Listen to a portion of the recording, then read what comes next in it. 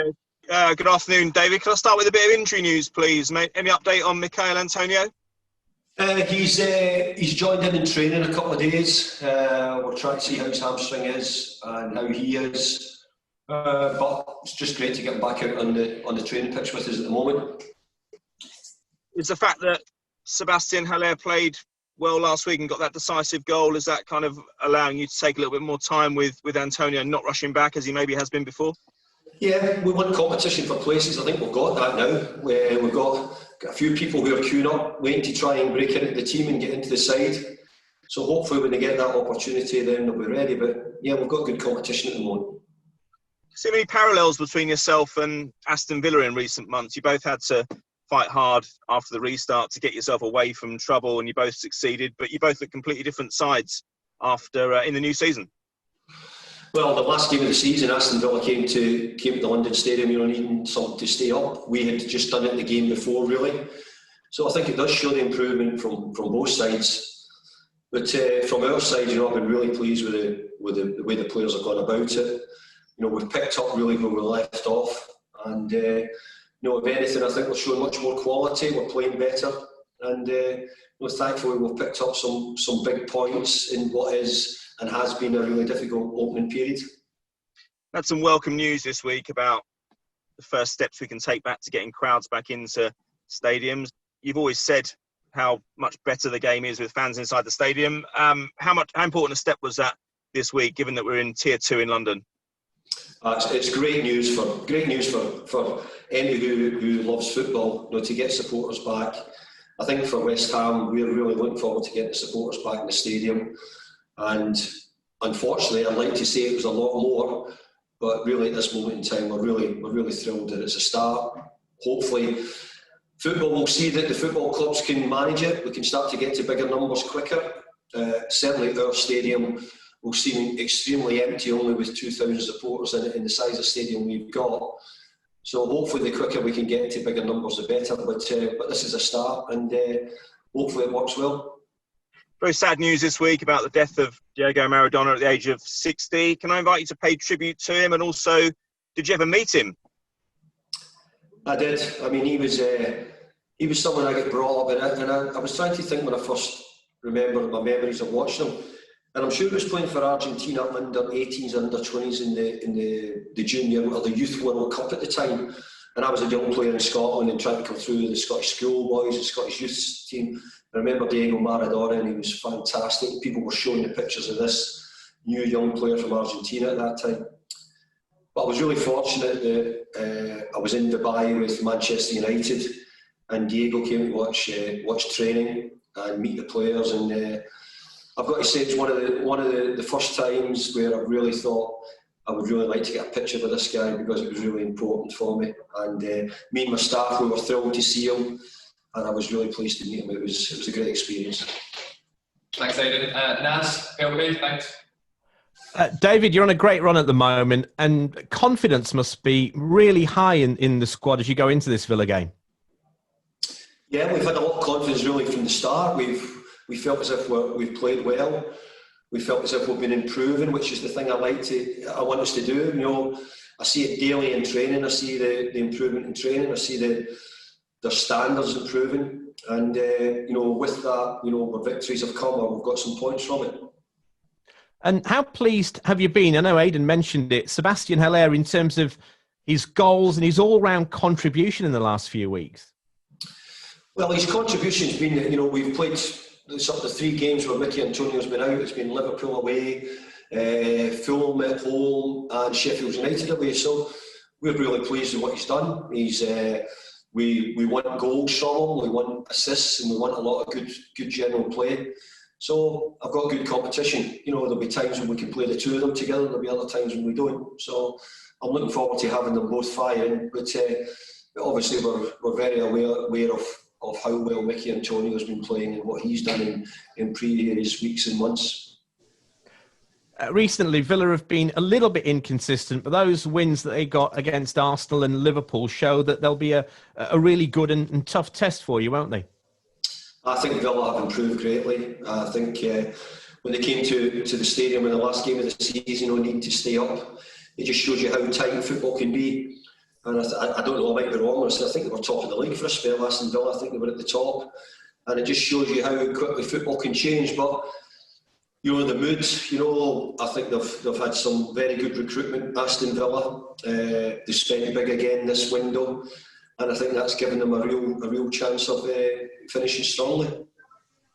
And just finally, David, your game, as Aidan mentioned, will be one of the first where fans will be returning. It'll be nice to have some of your own supporters at least back in your stadium. It will be, but I still think I'll be doing that a little bit, looking to see them, because, you know, we've got such a big stadium. But I think it's great for football. I think it's really good that we're getting supporters back. It's what we want. And, you know, we need to stay. We need everybody in London to stay at least in Tier 2 or even start working down, so that you know, we can continue to show the government and the people in power that we should get more supporters back into football grounds. Thanks, Naz. Emma? Good afternoon, David. Hi, Emma. Hi. 2 wins, 2 clean sheets. How keen are you to maintain that momentum? I'm dead keen. I'm just hoping that we can continue a good form. I think we've been creating quite a lot of chances. We've only got a couple of goals in the last 2 games, but you know, one of the big things was to try and improve defensively and keep clean sheets, and thankfully we're showing that side of our game as well. The goals we scored against Wolves and Leicester at different times this season, and even to go to Tottenham and score 3 goals, has showed that we've got that capability as well. But I'll tell you, being a manager, winning 1-0 is always a good result. You always enjoy it. Maybe not during the game, but certainly at the end of it, it's always a good result. I don't know if you're aware, but your last 8 goals have come from 8 different sources. Is that good, that you're not having to rely on one particular player? It is good, and I'm really pleased. I didn't actually know that stat, what you've just told me there, but I think that it does show that we're trying to get different people forward. We're trying to get people in the box. You know, we'd like our centre forwards to come up with the big numbers, because that's the thing you need coming into the season.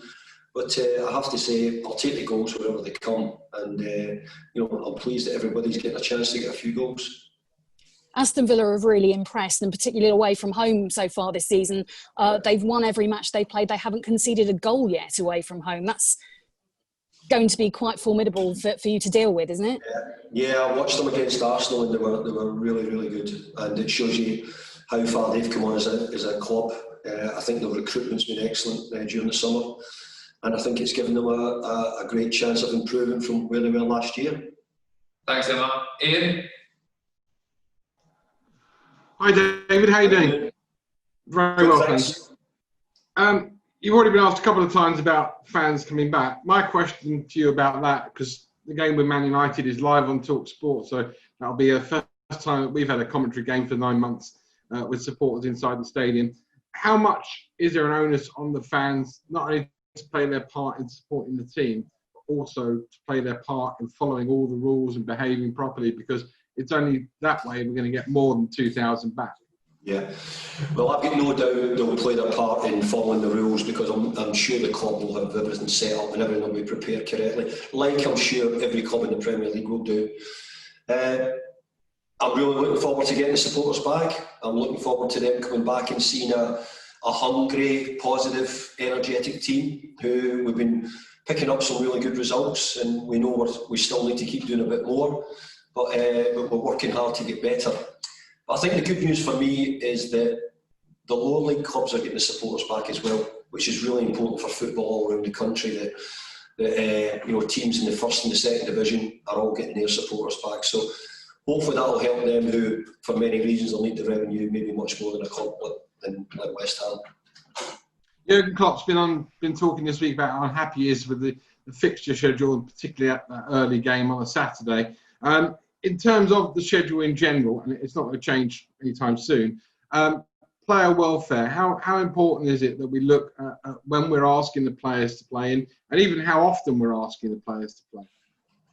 Well, first of all, no competition or nothing was willing to give up any games.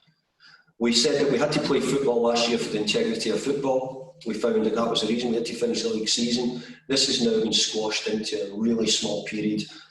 But I was really hoping when this happened that we might have found that one of the cup competitions or some part of football would have altered and help the situation, but nobody's been willing to do that. So it's meant that the players are the ones who are suffering for it.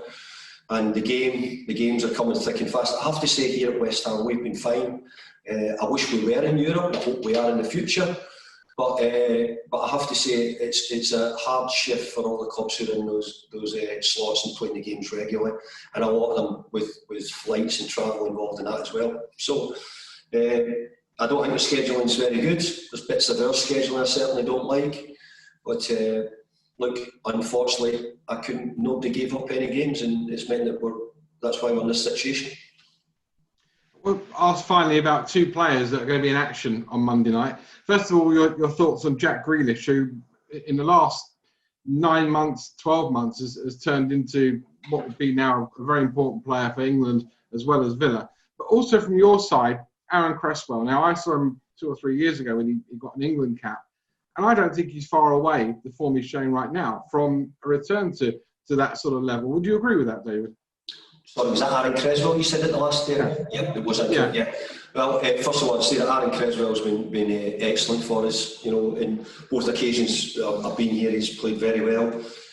I think he's getting to an age of maturity where he's understanding the game better. He's reading all of it, and he's playing very well. And I do think that because he can play a couple of roles and he's left-sided, it wouldn't be a surprise to me if Gareth called him up in the future. Obviously, there's no international games till, I think it'll be February or March now. But if he keeps up the form he's in and continues playing as well as he does, then he'll certainly be getting watched. I've got no doubt about that. On Grealish, I think Grealish is a fabulous player. I've been watching him for a few years, like most people has, and he's got terrific ability, and he's always looked a good player. I've always thought he's going to go on to become a really good player. Thanks, Ian. Cameras off, please. Jack, do you want to start the